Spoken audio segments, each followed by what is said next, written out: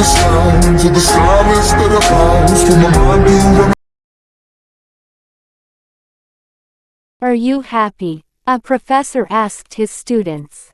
Yes, no, we do not really know what you mean, the students replied inanely. Generally speaking, when we think of happiness, we have something extraordinarily delightful in mind, the pinnacle of joy. Man has been the seeker of happiness since the beginning of human life on this planet. Happiness is a matter of attitude rather than a biological condition. People who are hard to please, even if they gain the best of everything. The fault lies in their ungrateful nature and the negative attitude, characterized by cynicism, greed, egotism, envy, malice, and the pessimistic view of life. Through contemplation and positive change in one's perception of things, it is possible for man to overcome his agony, and lead a truly happy and contented life. There is no standard prescription to woo happiness, which has nothing to do with power, social status, or affluence. The head that wears the crown often rolls uneasy in bed. To the right kind of men and women, happiness resides in their routines, rather than in something novel or exotic. Happiness may be described as the capacity for enjoyment. The more we can enjoy what we have, the happier we are. We often overlook the delight we get from loving and being loved, the company of friends, the freedom to live where we please, and the energy and excitement that exudes from good health. For a child, happiness abounds in several small things. We all remember playing hide and seek, flying kites, making paper boats, acting cops and robbers, and taking part in some school event. Of course, children also experience sorrow, but their peaks of delight at winning a race or getting a new bike are more pronounced and spontaneous. For preteens and teenagers, the concept of happiness changes quite dramatically. It is now conditional on elements of excitement, love, fame, etc. In adulthood, the things that bring profound joy, birth, love, marriage, status, wealth, and prestige, are also accompanied with responsibility and fear of loss. Love may not endure, friendship may be ruined, and dear ones may be lost in accidents. Thus, happiness for adults is a pretty complex affair. Happiness is like a genial visitor. Mostly an impermanent state, it is a blend of what the essayist, Hugh Prather, once called unsolved problems, ambiguous victories, and vague defeats with few moments of clear peace. One never knows from where will happiness turn up next time. Some seemingly insignificant moments can be intriguingly delightful. A person who hates shopping may relish the company and prattle of small children.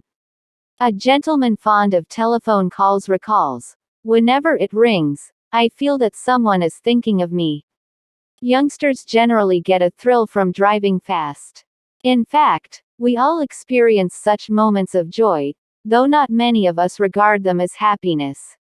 In the view of psychologists, happiness emerges from an admixture of enjoyable leisure and satisfying work. I do not fully subscribe to this view when I think of some old ladies in the family who raised, on the average, 8 children and ground food grains in a hand mill. They lacked both the conditions, yet they lived a truly happy life. In fact, because of the close-knit family pattern, they enjoyed exceptionally friendly atmosphere, which ideally catered to their emotional fulfillment. We, on the other hand, with so many choices and pressures to succeed in every sphere, have turned happiness into one more thing we must have. We are so self-conscious about our right to happiness that it tends to shatter our nerves. We madly chase happiness and mistakenly equate it with wealth and success, without realizing that those who possess wealth and have achieved a series of successes in life are not necessarily happy. Happiness is different from pleasure. It has something to do with struggling, enduring, and accomplishing. Lynn Peters said, "It is the art of finding a positive for every negative and viewing a setback as a challenge. It is not wishing for what we do not have, but enjoying what we do possess." True happiness transcends moments of transient joy, which evaporate after a short while. To a pessimist, life would look all bleak and sorrowful. A person with a positive attitude can always spot a silver lining over the bleak horizon. We all undergo setbacks, crises, and even failures at various phases of our lives. To a wise person, every failure is a school where the truth grows stronger. Faith in our destiny, firm belief in the meaningfulness of human existence, and the infallible trust in the munificence of Allah will keep us happy and contented, even in the hours of great misfortune. If today is bad, it could have been worse, too, and we mortals have no control over the preordained shape of events. It is better therefore to endure happily with courage what we cannot ward off. On hearing that the ship that carried his merchandise had sunk, Imam Abu Hanifa, a great Muslim jurist and a trader by profession, instantly uttered, Alhamdulillah. Allah be praised. Only moments later, the news was found to be untrue. The Imam again chanted, Alhamdulillah. When asked to explain his similar response in two entirely different situations, Imam Abu Hanifa replied, in the first instance, I thank the Maker of our destiny for granting me fortitude to bear the loss. I thanked him again because I had been saved from a huge financial loss. This spirit ideally exemplifies the attitude of a true believer. It also shows the way to continuous joy and bliss in our diabolically materialistic world. It requires a world of courage to lead an austere life when ostentation becomes the order of the day. Simplicity has its own joy, ease, and charm. An increasingly artificial lifestyle has painfully distanced us from the boons of nature. Overly luxurious life, besides being ill-affordable for most of us, tends to dehumanize soul.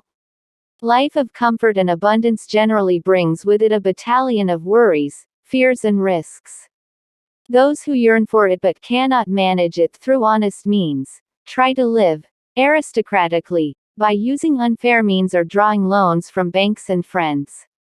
And with this starts the vicious circle of continuous grief, financial strains, and the myriad of physical, social, and psychological problems.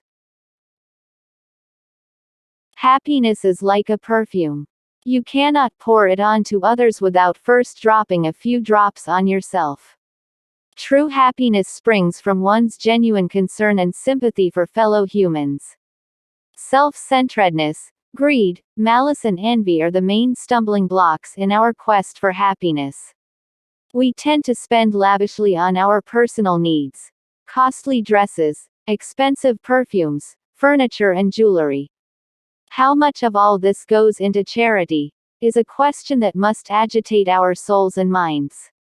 Before sipping several cups of tea and munching a variety of eatables, sandwiches, samosas, cakes, and biscuits, we should think, albeit occasionally, of those who barely make both ends meet.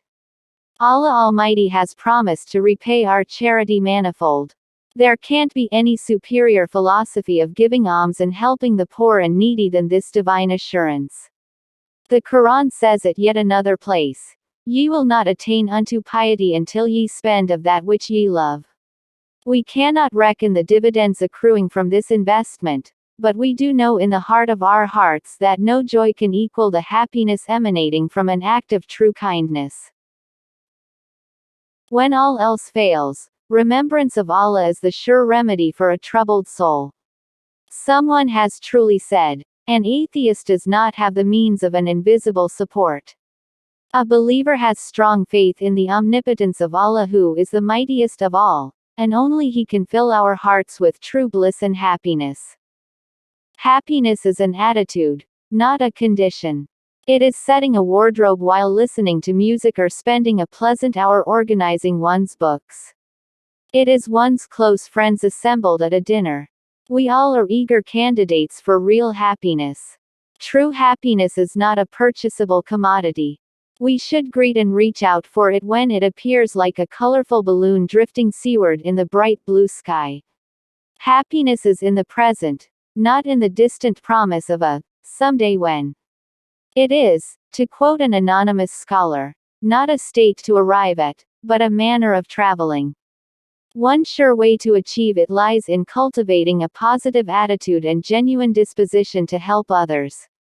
Faith in Allah is its infallible spring from where sprinkle forever bracing showers of joy and happiness.